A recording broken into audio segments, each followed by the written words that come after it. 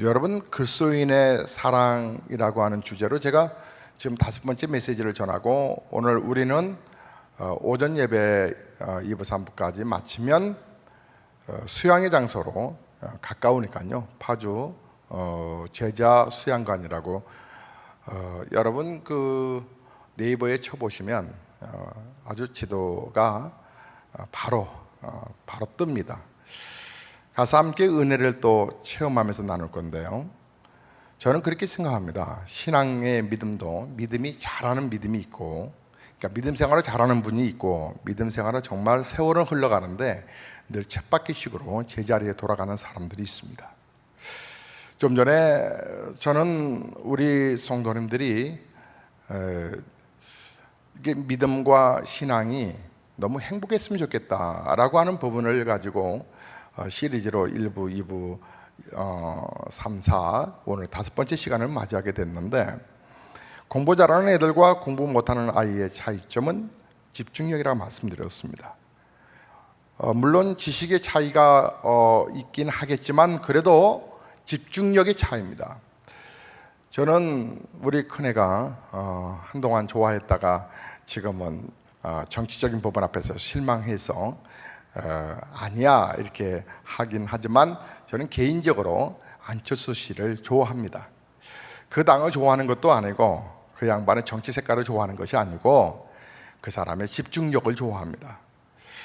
정말 실질적인 일인데요, 그 사람이 그 백신 하나를 연구하다가, 컴퓨터 말이에요, 바이러스 백신 하나를 연구하다가 세상에나 이제 의학을 공부했으니까 닥터가 됐잖아요. 닥터가 의학을 연구한 게 아니라 컴퓨터 바이러스를 연구하다가 보니까 아침에 밝아왔는데 오늘 군대 가는 날이더래요. 아무래도 이제 의사 장교로 가는 거니까 그렇게 이제 물론 훈련은 빡세겠지만 그래도 뭐 그렇게 긴장되거나 그런 건 아니잖아요. 장교로 임관하는 거니까. 그래서 보니까 집에다 전화도 못하고 자기가 군대를 갔대요. 내가 군대 와 있다고. 그러니까 이 사람은 백신 하나를 연구하기 위해서 어땠다는 거예요? 집중했다는 거예요. 자기의 모든 것들을 주변을 돌아볼 여유가 없었다라고 하는 것이죠. 결국 그 탁월한 집중력이 탁월한 성과를 가져왔다라고 하는 것이죠. 그런데 여러분, 이 집중력이 어디서 오는 줄 아세요? 그것은 성취 동기입니다. 공부하는 데 있어서 성취 동기가 강하다고 하는 것은 공부하는 목적이 분명하다고 하는 것을 의미합니다. 왜 공부하는지 그 목적과 목표가 분명한 사람이 공부를 잘한다고 하는 것입니다. 공부를 해야 되니까 하는 거야. 그러면 아이들 그러죠. 짜증나. 왜 공부를 해야 돼? 그런 아이들은 거의 성적이 좋을 일이 없습니다. 성취 동기가 강해지면 따라서 집중력도 있게 마련입니다. 아주 집중력이 강하게 되죠.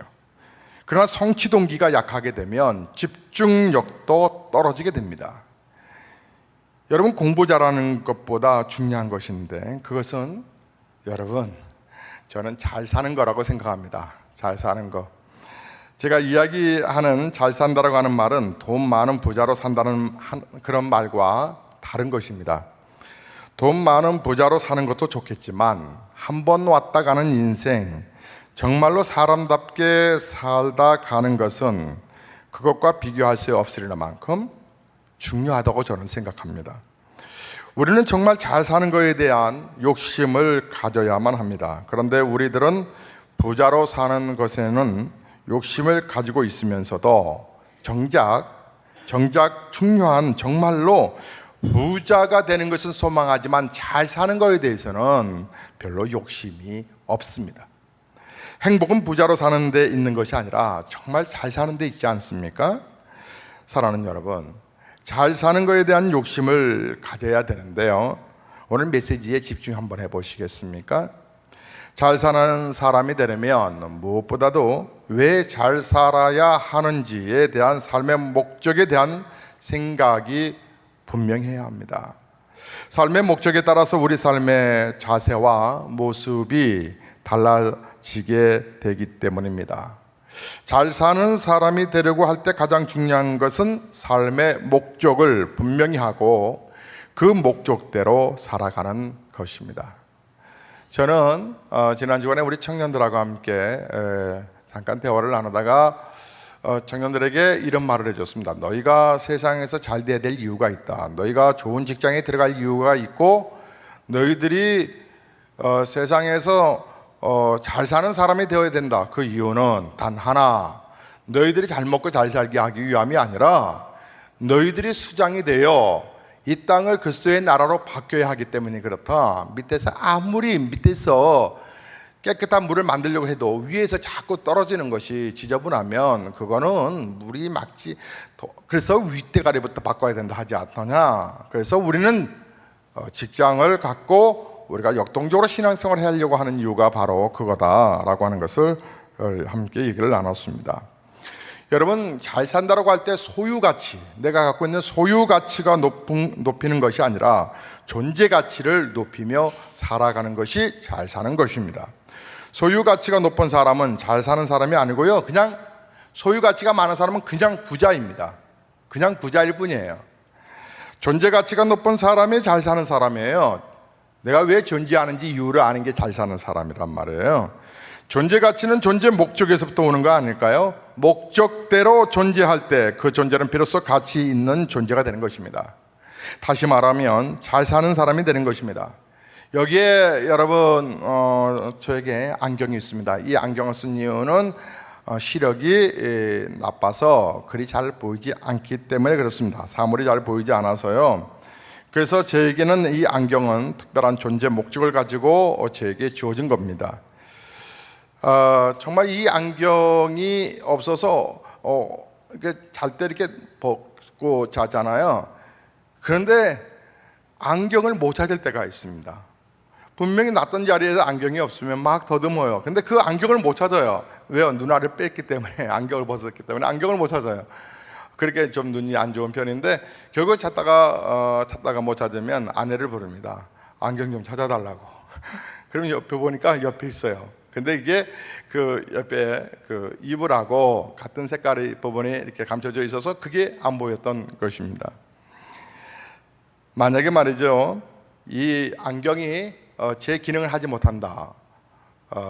이게 뿌여지고 이게 안경이 안경은 태가 중요한 게 아니라 알이 중요하잖아요. 그렇잖아요. 근데 알이 너무나 기스가 많이 나고 이게 내 눈이 더 나빠졌거나 아니면 어쨌든 간에 이게 초점이 잘 안 맞는다 그러면 이 안경은 이게 내가 비싸게 주고 맞췄는데 너무 아까워. 근데 잘 보이지가 않아. 이걸 우리 사랑하는 지하준 사람한테 줘야지. 자, 안경 써 하고 지하준 사람한테 주면 지하준 사람하고 이 안경은 맞는 걸까요? 태는 뭐 어떨지 모르겠어요. 그러나 이 눈알은 다르거든요. 근데 그것을 만약에 씌워주면 본인은 비틀비틀할걸요. 제 안경 써보면 사람들이 그러더라고요. 어지러워요 그러더라고요. 펜 간다는 거예요. 줄 수 없는 거죠. 이것은 누구한테만 맞는 거예요? 저에게만 맞는 거예요. 이게 바로 존재 가치예요. 이 안경은 제게 쓰여질 때 존재가 이유가 있는 것이지, 이 안경이 제게 벗겨져 버리면 이거 다른 사람한테 양쪽 눈알이 저처럼 똑같은 사람이 도수가 있는 사람이 거의 드물거든요. 그러니까 안 맞죠. 여러분, 안경 맞추면 어떻게 해요? 그 안경사가 그 렌즈를 이렇게 시력을 딱 체크하면 임시 안경 렌즈에다가 씌워주면서 여기서 저까지 좀 걸어가 보세요. 걸어보면 기뚱기뚱할 때가 있어요. 그것은 뭐 그래요? 처음에 안경 써서 그런 것도 있지만 지금은 초점이 양쪽 눈알에 초점이 제대로 안 맞춰졌다는 거예요. 그래서 한쪽을 높였던 것을 좀 낮춰보기도 하고 낮았던 것을 높여보기도 하고 다시 이렇게 조절을 해서 안경을 맞춰주잖아요. 여러분, 그것처럼 목적, 이 안경은 나를 돕기 위함인데 그 목적을 상실하게 될 때, 다시 말하면 정말 이것이 기스가 나고 이게 초점이 안 맞는다고 하면 이 안경은 저에게 가치가 없어요. 그러면 이것은 그냥 버리는 거예요. 과감하게. 여러분, 컴퓨터 바이러스는 컴퓨터를 파괴시키죠. 본래의 기능과 목적을 달성할 수 없게 만들었단 말이에요. 사탄 마귀 귀신은 우리 인간을 파괴하기 위하여 죄라고 하는 바이러스를 만들었어요. 그런데 사단이 만든 죄라고 하는 바이러스의 핵심이 뭔 줄 아세요? 그것은 삶과 인생의 목적을 바꿔놓는 거예요. 잘 들어보세요. 존재 목적을 상실하게 함으로써 존재 가치를 상실하려고 하는 것이 사단의 의도입니다. 사단은 하와에게 선악과를 따먹게 할 때 선악과를 먹으면 네가 하나님이 될 것이야. 하나님은 우리의 삶의 목적인데 우리 스스로가 하나님이 된다라고 하는 것은 삶의 목적을 하나님으로부터 자기 자신을 바꾼다라고 하는 의미거든요. 삶의 목적은 바꿀 수가 없어요. 그런데 삶의 목적이 선악과를 따먹음으로 어떻게 해요? 바꿔버렸단 말이에요. 인간의 목적을 상실한 존재가 되었고 목적을 상실함으로 어떻게 해요? 가치까지도 상실하게 되어버렸단 말이에요. 이게 도수가 맞지 않는 기스가 나버린 이 안경인 쓰레기통에 버려야 하듯 우리 인생들도 무가치한 존재가 되어 지옥으로 떨어져 버리는 그런 존재들이 돼버리고 말았다는 것입니다. 예수님에게는 12제자가 있었죠. 물론 더 많은 제자들도 있었고요. 근데 예수님은 늘 함께 다니던 제자가 12명이 있었는데 제자는 말 그대로 예수님을 따라다니는 무리가 아니겠습니까?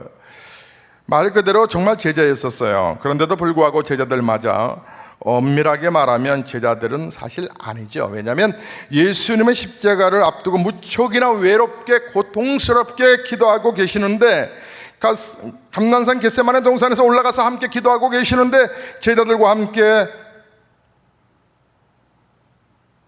있음에도 불구하고 제자들은 함께 기도하지 않습니다. 제자라고 하면 스승의 뜻을 알아야 되는데 오히려 제자들은 잠을 잡니다.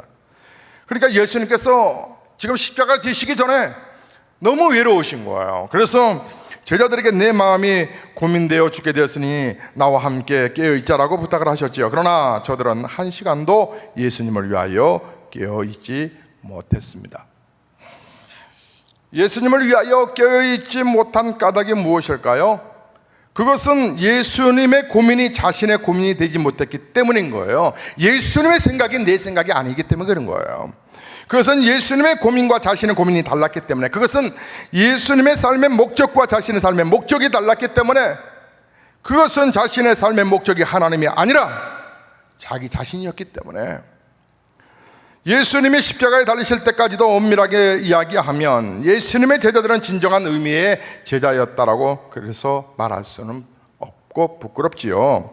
예수님의 제자들은 예수님이 십자가에 달려 죽으시고 부활하시고 승천하신 후에 오순절날 성령을 받고 비로소 제자가 됩니다. 성령으로 거듭난 제자들에게 있어서 달라진 것이 뭔지 아세요, 여러분?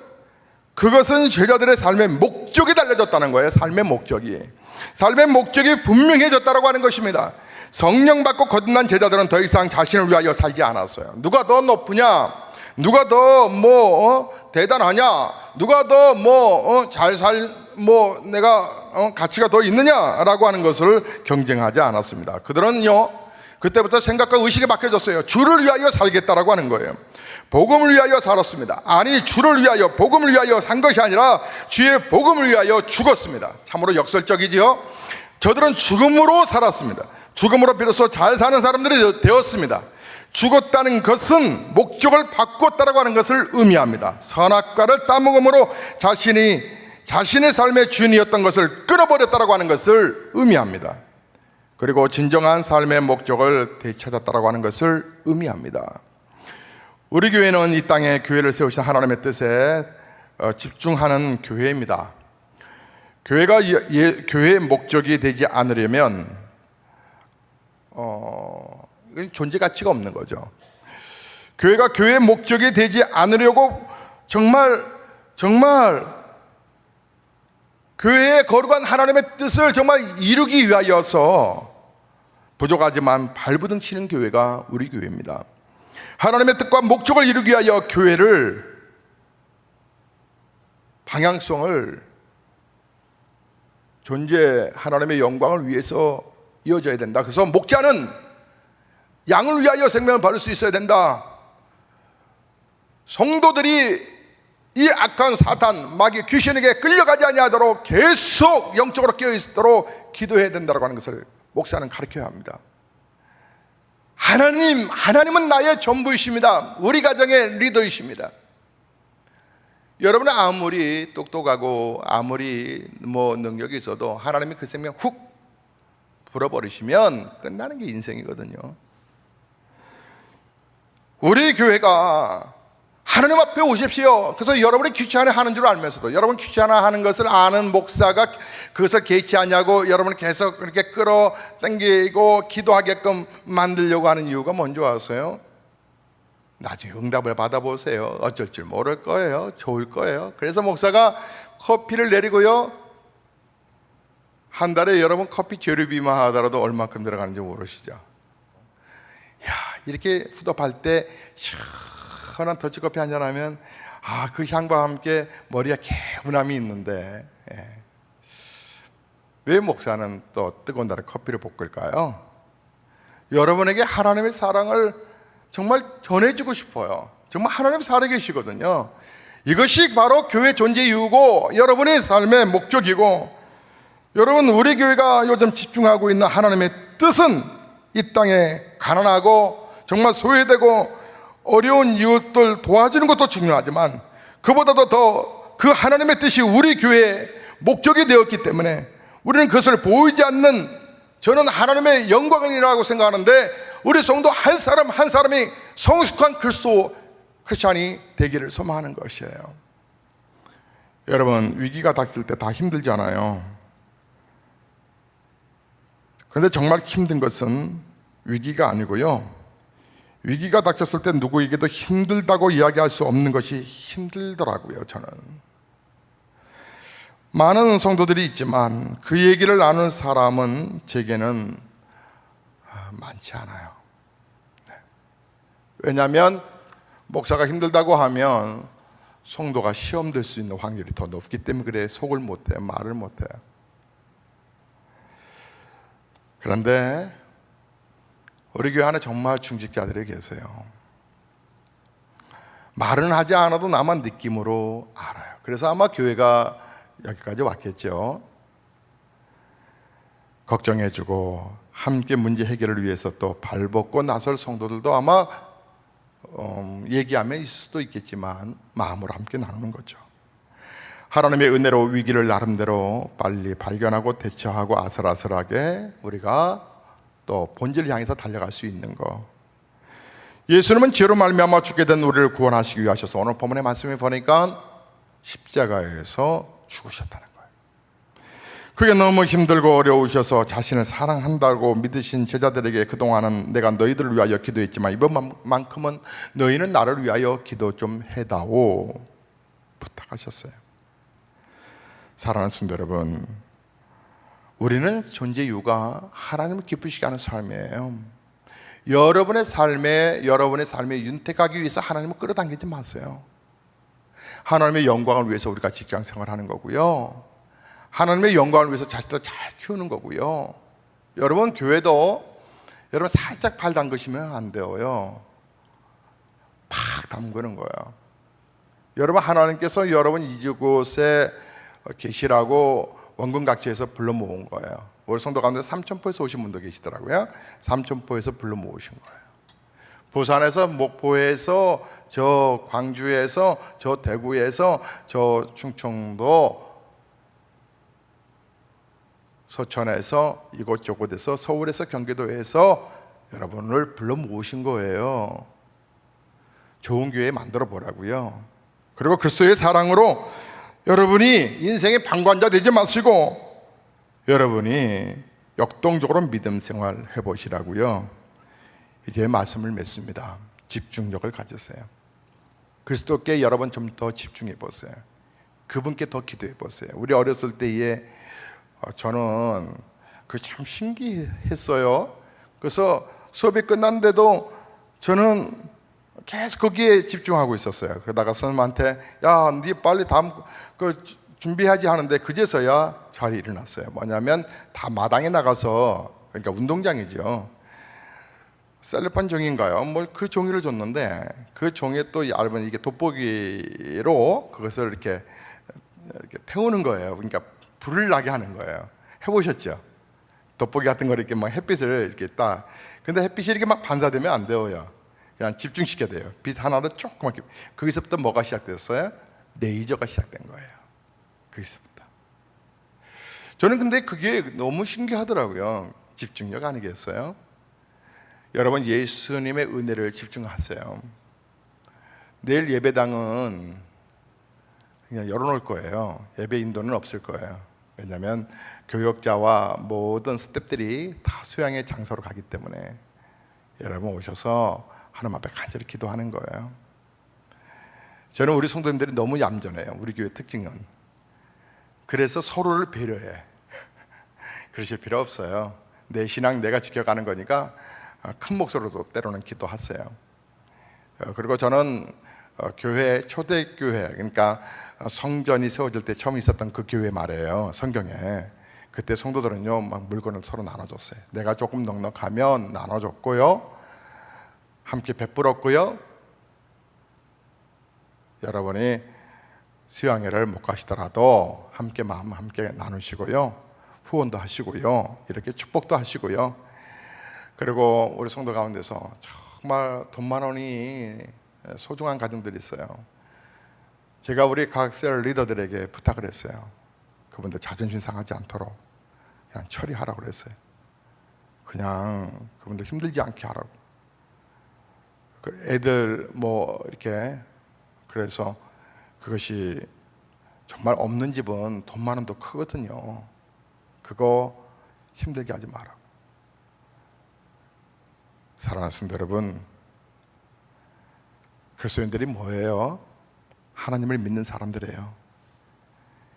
하나님을 믿는다면 하나님께 집중하시고요, 그 하나님의 사랑으로 내 지체를 돌아보는 거예요. 오늘도 이 땅이 우리들 때문에 행복해져 가기를 주의 이름으로 축복합니다.